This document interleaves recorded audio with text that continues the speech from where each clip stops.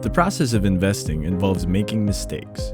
You'll be more successful as an investor if you're aware of them, know when you're committing them, and know how to prevent them. Create a deliberate, methodical approach and follow it to prevent making the aforementioned errors. If you must take a chance, set aside some entertainment cash that you're willing to lose.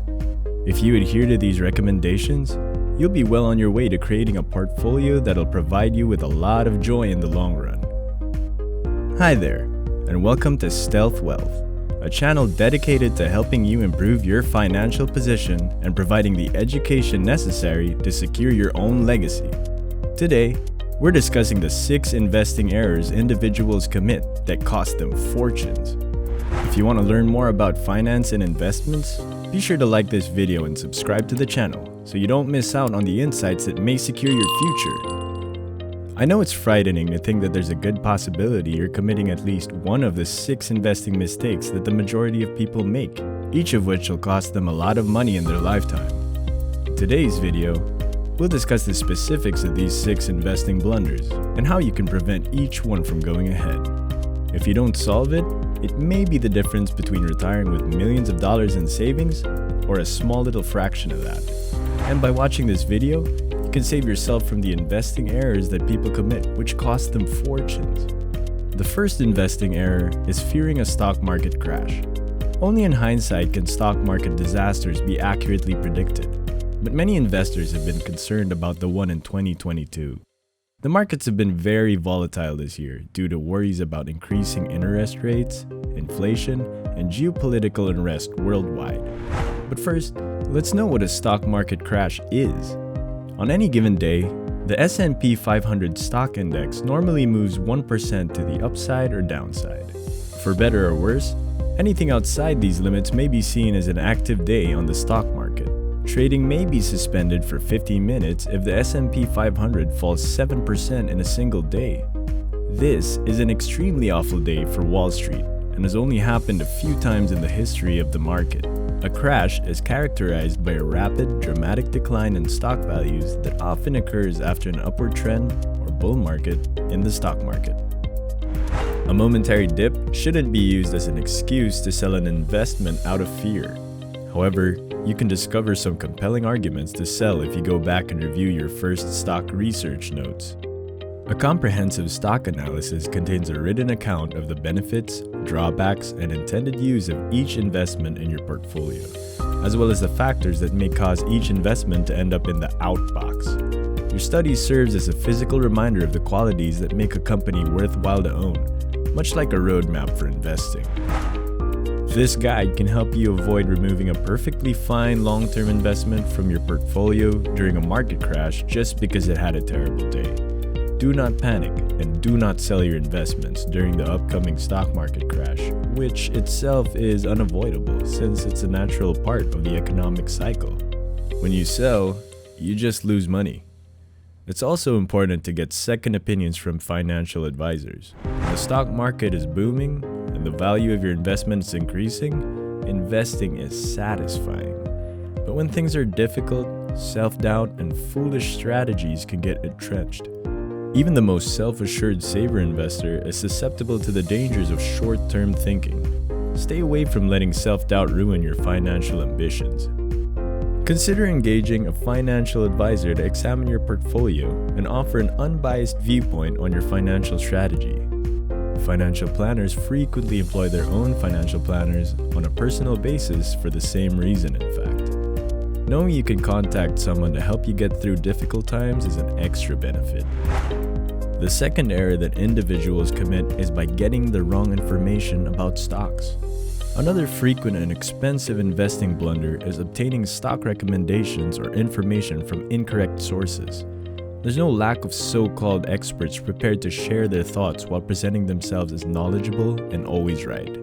Even stock analysts who work for investment companies make mistakes while frequently having a thorough understanding of the company and the sector they cover. In other words, even if someone is competent to express an opinion, it's possible for them to be incorrect. For broad investing advice or direction, government-backed sites and nonprofit organizations are typically a smart place to start. A financial advisor might also help you navigate the procedure. Experts often advise against taking investing advice from those who are unfamiliar with your own financial position. For instance, you could get pressure from someone on social media to begin investing in a certain business. They may not be aware of your other investment possibilities. If your employer matches contributions up to a particular percentage of your salary, you could be better off putting that money into your employer-sponsored retirement account. When investing, be sure to conduct your own research and learn more about anyone giving you financial advice on TikTok or another social media platform. Note that even the most successful and knowledgeable investor cannot accurately forecast the future. Consider it a warning sign if an investing advisor promises you a specific result from your investment. The third is paying too much attention to following trends. Following the trends is a typical error that investors make, whether it's buying into the GameStop stock craze that we all witnessed back in January, or by investing in the newest cryptocurrency. Numerous 24-hour news networks generate revenue by displaying data that may be traded. It'd be absurd to attempt to maintain it. The secret is to sort useful information from the noise. Successful and experienced investors acquire data from a variety of unbiased sources and carry out their own exclusive research and evaluation. Relying solely on the news for investing analysis is a typical error made by investors. By that time, the information has already been included in market pricing once it became public. Your initial $1,000 investment would only have increased to roughly $16,000 if you were to invest it in the stock market today with an average return of 8% adjusted for inflation and no other investments over the course of the following 30 years. So in contrast to what many people genuinely assume, your account wouldn't have reached $1 million by the time you retired. Unfortunately, many individuals still have the mistaken belief that if you deposit $100 into your brokerage account and invest it in a wide market index fund or ETF for the next 20, 30, or 40 years, your account would magically increase to $1 million or more from the single little initial investment. The fourth one is investing with not enough money.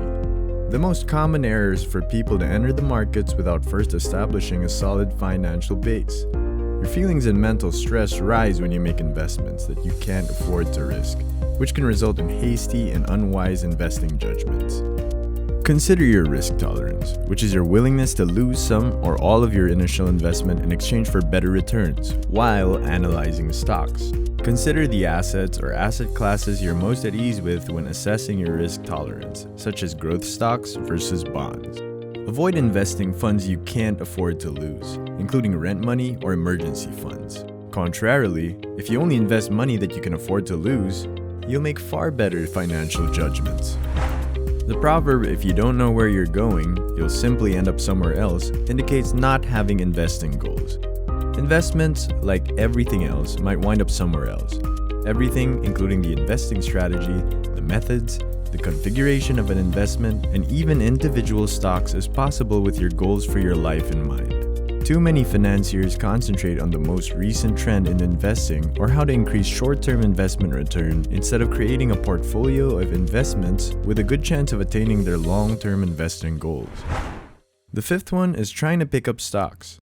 Picking stocks feeds into various cognitive biases that humans experience, including overconfidence, so it's not hard to understand why so many individuals are lured to the concept of investing in particular stocks and the goal of beating the market.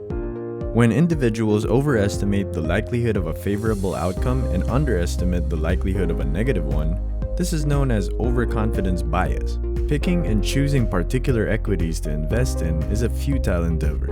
The only time someone would choose to purchase individual stocks over a diversified index fund or exchange-traded fund is when they're aiming to outperform the market. However, several studies have shown that buying individual stocks isn't always the best course of action. The benefit of investing in broad market ETFs and index funds is that you may benefit from the success of well-known businesses without taking on the risk involved in purchasing individual equities. John Myers, the author of a recent CNBC piece titled "New Report Finds Nearly 80% of Active Fund Managers Are Failing Behind the Major Indexes," claims that this is the case. Since most active fund managers have never been able to outperform the market, this isn't really news.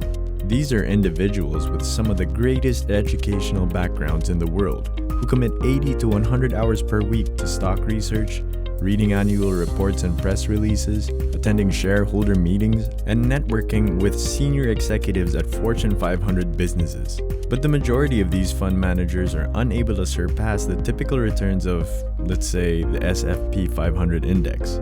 Professional investors might be able to get alpha or excess return over a benchmark by holding a small number of concentrated holdings, but average investors shouldn't do it.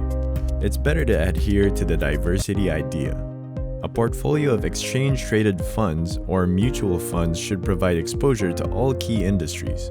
Include all significant industries while creating a personal stock portfolio. Don't devote more than 5% to 10% of your overall portfolio to any one investment as a general guideline. You need to consider assets outside of the stock market if you want to diversify your portfolio even more. The fact that practically all significant assets are interrelated to some extent is one issue with diversifying into assets, even those outside of the stock market. Last but not the least, an investment error is the overestimation of the stock. Another common investing error is anticipating too much from a stock, which is especially true when purchasing penny stocks. Low-cost stocks may appear to be lottery tickets, with a $500 or $2,000 investment potentially turning into a small fortune. However, penny stocks have a high risk of loss, and investors who expect a small, failing firm to beat its rivals may be disappointed. It's critical to have a reasonable expectation of the development of the company's earnings. Examine the stock's prior performance and make a decision based on the company's financial success, as well as the stock's historical patterns and gains. While previous performance is no prediction of success outcomes, it may be a useful starting point since it offers information about the unpredictability and trading activity of the company. So this has been my take on the tips that I shared with you about 6 investing errors individuals commit that cost them a fortune. If you enjoyed and learned a lot from this video, please like this video and subscribe to my channel for more financial tips. Thank you for watching.